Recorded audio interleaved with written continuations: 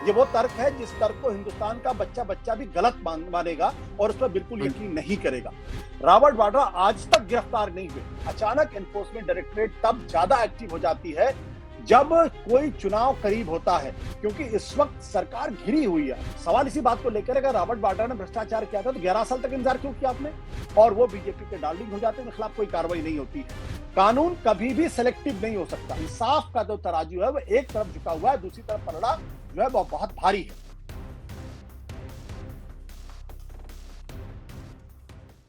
क्या यह भ्रष्टाचार के खिलाफ लड़ाई है या विपक्ष को खत्म करने की साजिश है? ईडी की गाज फिर गिरी, इस बार छत्तीसगढ़ के पूर्व मुख्यमंत्री भूपेश बघेल के बेटे चैतन्य बघेल पर। उनको ईडी ने गिरफ्तार कर लिया है और वहीं दूसरी तरफ वाड्रा, सोनिया और खुद राहुल गांधी के खिलाफ भी चार्जशीट दाखिल हो चुकी है। सवाल यह है कि कांग्रेस के बड़े चेहरे ही क्यों निशाने पर हैं? ईडी की कार्रवाई ने एक बार फिर से देश की सियासत को गर्मा दिया है और जो बघेल को के बेटे को गिरफ्तार किया गया है, उन पर यह आरोप लगा गया कि कथित तौर पर 2100 करोड़ रुपए शराब घोटाले में, मनी लॉन्ड्रिंग मामले में वो फंसाए गए या फंसे हैं। गिरफ्तारी से पहले ईडी ने उनके भलाई स्थित घर पर दूसरी बार छापेमारी की और ये वही घर है जहां भूपेश बघेल भी रहते हैं। ईडी का कहना है कि चैतन्य घोटाले के पैसों के मुख्य लाभार्थी रहे। एजेंसी ने आरोप लगाया है कि एक शराब सिंडिकेट के जरिए ये पैसा सिस्टम से निकाला गया और नेताओं व शराब माफियाओं में बांटा गया। पर कहानी यहीं खत्म नहीं होती है। इससे पहले रॉबर्ट वाड्रा के खिलाफ भी चार्जशीट दाखिल की गई, जिस पर राहुल गांधी ने सरकार पर बदले की राजनीति का आरोप लगाया। इतना ही नहीं, सोनिया गांधी और राहुल गांधी भी अब नेशनल हेराल्ड केस में कोर्ट में हैं और 29 जुलाई को इस मामले में फैसला आ सकता है। नमस्कार, मैं हूं अंकुर और आप देख रहे हैं सत्य हिंदी का खास शो आशुतोष की पैनी नजर, जहां आशुतोष जी खबर की खबर लेकर असली खबर बताते हैं। अब मैं केवल इस शो में केवल 2 सवाल करूंगा। पहला सवाल तो ये कि एकदम से चार्जशीट दाखिल की जा रही है गांधी परिवार पर, आप बड़े नेताओं के बेटों पर, बड़े नेताओं पर, क्या कारण हो सकता है ये समय है? बार बार वही सवाल, टाइमिंग। आशुतोष जी।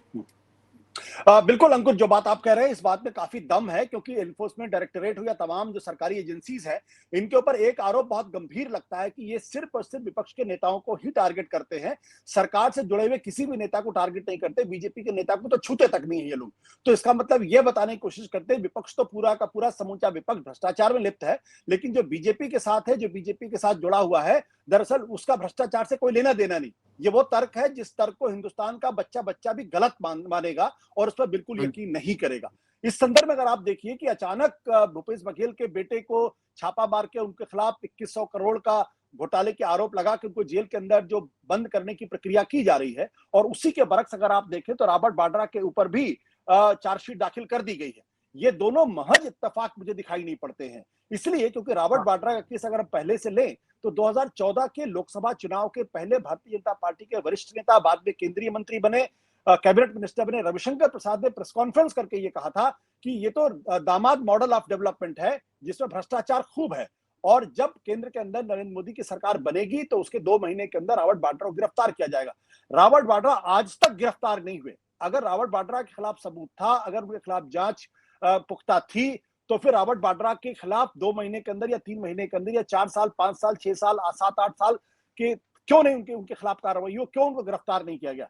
तो एक हाँ। तो संदर्भ ये, दूसरा अगर आप ये इनको देखें, जो चैतन्य बघेल हैं, तो इन दोनों दोनों मामलों के अंदर जो मुझे एक चीज साफ समझ में आती है कि अचानक एनफोर्समेंट डायरेक्टरेट तब ज्यादा एक्टिव हो जाती है जब कोई चुनाव करीब होता है। इस वक्त अगर आप देखें तो बिहार का चुनाव बिल्कुल करीब दिखाई पड़ता है, जहां पर इस वक्त एसआईआर को लेकर गहरे सवाल खड़े किए जा रहे हैं और जहां यह माना जा रहा है कि एनडीए की स्थिति बहुत अच्छी नहीं है।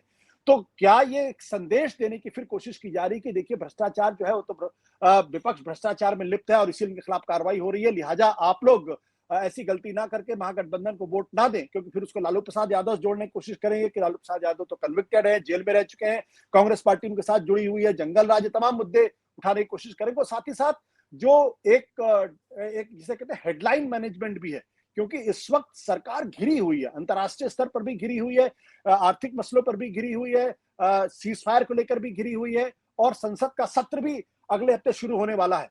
तो इन तमाम चीजों से ऐसा लगता है लोगों का ध्यान हटाने के लिए भी ये कोशिश हो सकती है और होनी होगी, ऐसा मुझे पूरी तरीके से यकीन है। अन्यथा ये कोई कारण नहीं है कि जब संसद सत्र शुरू होने वाला हो उसके पिछले हफ्ते में ही आप चैतन्य बघेल को गिरफ्तार कर लें और रॉबर्ट वाड्रा के खिलाफ चार्जशीट दाखिल कर दे, ताकि हेडलाइन भी मैनेज हो जाए और जो इस वक्त जो बिहार में जो एसआईआर को लेके जो तमाम गतिविधियां चल रही हैं, जिसमें सरकार के साथ साथ इलेक्शन कमीशन पूरी तरीके से कटघरे में है, उस पर से भी डिबेट पर लोगों का ध्यान हट जाए। तो ये एक कोशिश मुझे दिखाई पड़ती है उस संदर्भ में। बिल्कुल, ये तो रहा जो आपने जवाब दिया। जो विपक्ष भी यही बात कहेगा कि ये अपने आप को बचाने की कोशिश है और जो अपने मुद्दे हैं उनसे जवाब नहीं दे पाएंगे, इसलिए ये हेडलाइन मैनेजमेंट है। लेकिन सवाल अब ये है कि क्या ये सच नहीं हो सकता? एजेंसियों की टाइमिंग गलत हो सकती है। हो सकता है ये उन्होंने चूज किया हो कि हाँ, इससे एक पंथ दो काज होंगे, है तो भ्रष्टाचारी, लेकिन ऐसे मौके पर इनके खिलाफ कार्रवाई एक्शन लिया जाए तेजी से, जिससे पकड़े भी जाएं और दूसरा राजनीतिक फायदा भी हो। सरकार भी तो देखिए, ये तर्क बार बार दिया जाता है। मैं ये नहीं कह रहा हूं कि इन्होंने भ्रष्टाचार के कारनामे नहीं किए होंगे, मैं इस बात को डिस्काउंट नहीं करता। सवाल इसी बात को लेकर, अगर रॉबर्ट वाड्रा ने भ्रष्टाचार किया था तो 11 साल तक इंतजार क्यों किया आपने 11 साल तक क्यों इंतजार किया? और आपको अच्छी तरीके से याद होगा, जब 2024 के लोकसभा के चुनाव थे उसके ठीक पहले आपने 2 सिटिंग चीफ मिनिस्टर को जेल के अंदर डाल दिया, अरविंद केजरीवाल को दिल्ली में और हेमंत सोरेन को झारखंड के अंदर जेल के अंदर डाल दिया। तो चुनाव के ठीक पहले ही अचानक गतिविधियां क्यों तेज हो जाती है, चाहे विधानसभा का चुनाव हो या फिर लोकसभा का चुनाव हो। और जो लोग भी भारतीय जनता पार्टी के साथ जुड़ जाते हैं, जैसे प्रफुल्ल पटेल, तो उनके खिलाफ क्लोजर रिपोर्ट फाइल हो जाती है। अजीत पवार, उनके खिलाफ कोई कार्रवाई नहीं होती है। और ये वही अजीत पवार जिनके बारे में प्रधानमंत्री नरेंद्र मोदी ने कहा था कि भाई ये तो 70,000 करोड़ के भ्रष्टाचारी हैं, और एनसीपी के बारे में कहा था, नेशनल करप्शन पार्टी का जिक्र किया था। तो ना तो अजीत पवार के खिलाफ किसी तरीके का कार्रवाई, ना अजीत पवार कभी जेल गए, ना प्रफुल्ल पटेल कभी जेल गए। इस तरीके से एक लंबी फहरिस्त है। शुभेंदु अधिकारी कभी जेल नहीं गए, आप हिमंता बिश्वा शर्मा कभी जेल नहीं गए। तो एक लंबी फहरिस्त है जहां भारतीय जनता पार्टी से जब लोग आके जुड़े हैं, नेता आके जुड़े हैं, उनके खिलाफ आने के पहले भ्रष्टाचार के गंभीर आरोप थे और ये कहा जा रहा था शायद वो जेल जा सकते हैं। लेकिन जैसे ही वो बीजेपी के साथ जुड़ते हैं या बीजेपी में शामिल हो जाते हैं, वैसे ही तमाम जो सरकारी संस्थाएं हैं उनकी गतिविधि एकदम शिथिल पड़ जाती है और वो बीजेपी के डार्लिंग हो जाते हैं, उनके खिलाफ कोई कार्रवाई नहीं होती है। तो सवाल इस बात को लेकर ये क्या कानून सेलेक्टिव हो सकता है? और अगर आप पूरा इनका इतिहास देखें तो तकरीबन 6,000 से ज्यादा केसेस एनफोर्समेंट डायरेक्टरेट ने किए हैं। कन्विक्शन रेट अगर आप देखेंगे 1% से भी कम है। तो कन्विक्शन रेट आपका इतना कम है और आप 6,000 केसेस कर रहे हैं और लगातार फिर आप कहते हैं कि हमने तो इतनी की वसूली कर ली, हमने तो इतने प्रॉपर्टी सीज कर ली। अब रॉबर्ट वाड्रा के आपने 30 से ज्यादा प्रॉपर्टी अचानक सीज कर ली, 11 साल बाद आपको ध्यान आया। मुकदमा तो बहुत पहले से चल रहा था, केस तो बहुत पहले से चल रहा था। तो ये सब सवाल है जो गहरे सवाल खड़े करते हैं पूरे सिस्टम के ऊपर। कानून कभी भी सेलेक्टिव नहीं हो सकता। अगर कानून सेलेक्टिव है तो फिर वो कानून नहीं है। संविधान सबके लिए बराबर है, रूल ऑफ लॉ सबके लिए बराबर है। अगर कांग्रेस के लोग भ्रष्टाचार कर रहे हैं, जेल में जाना चाहिए, मुकदमा दर्ज होना चाहिए, तो बीजेपी के लोग भी भ्रष्टाचार जिनके खिलाफ मुकदमे चल रहे थे उनको भी जेल जाना चाहिए। कभी आपने देखा शुभेंदु अधिकारी जेल चले गए? कभी आपने देखा हेमंत बिश्वा शर्मा के घरों पे जाके इन्फोसिस डायरेक्टर ने छापा मारा? कभी नहीं छापा मारा। तो ये इस पर सवाल खड़े होता है। हम ये नहीं कहते कि वो भ्रष्टाचार उन्होंने नहीं किया होगा, लेकिन जब आप सिलेक्टिवली कानून का पालन करने की कोशिश करते हैं तब लगता है कि इंसाफ का जो तराजू है वो एक तरफ झुका हुआ है, दूसरी तरफ पलड़ा जो है वो बहुत भारी है। इसलिए उनकी मंशा पे सवाल खड़े होते हैं और लगता है कि राजनीतिक विद्वेष की भावना से और राजनीतिक पैंतरेबाजी की वजह से इस तरीके की कार्रवाई की जा रही है। बिल्कुल, आखिरी सवाल, 2 सवाल पूछने थे, एक सवाल छोटा सा और याद आ गया, आपने बात की तो, और इसमें इसका जवाब भी आप संक्षिप्त में दे सकते हैं, हाँ या ना में भी। सवाल ये है कि आज वैसे तो आज भूपेश बघेल का जन्मदिन है, उन्होंने कहा कि सही आपने मुझे गिफ्ट दिया। अब सवाल ये है कि आपने पहले जवाब में ये कहा कि ये हेडलाइन मैनेजमेंट भी है, सरकार जवाब नहीं दे पाएगी, इसलिए ऐसे फंसाने की और हेडलाइन मैनेज करने की कोशिश है। क्या इसके बाद सरकार हेडलाइन मैनेज हो जाएगी तो फिर जो नहीं संसद मॉनसून सत्र शुरू हो रहा है तो बच जाएगी क्या? नहीं, सरकार अपने तरफ से कोशिश करती है।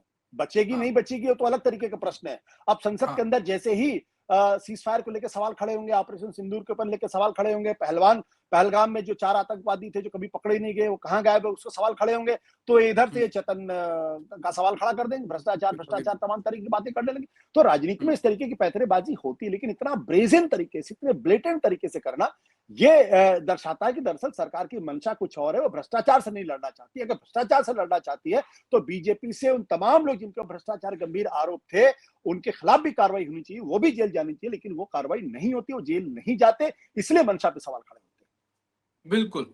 तो शो को यहीं पे खत्म करेंगे। बात वहीं पर आई कि सवाल अभी भी यही है कि क्या जो विपक्ष के दरवाजों पर, के नेताओं के दरवाजों पर लगातार एजेंसियों जो खटखटा रही हैं, तो सवाल उठता है कि क्या हो सकता है ये न्याय है या सत्ता पाने की, सत्ता सवालों से बचने की एक रणनीति भी हो सकती है। इसका जवाब भी आप कमेंट सेक्शन में हमें दे सकते हैं, अपनी राय भी बता सकते हैं और नमस्कार।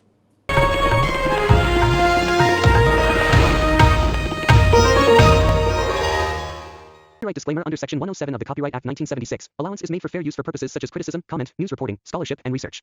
Fair use is a use permitted by copyright statute that might otherwise be infringing.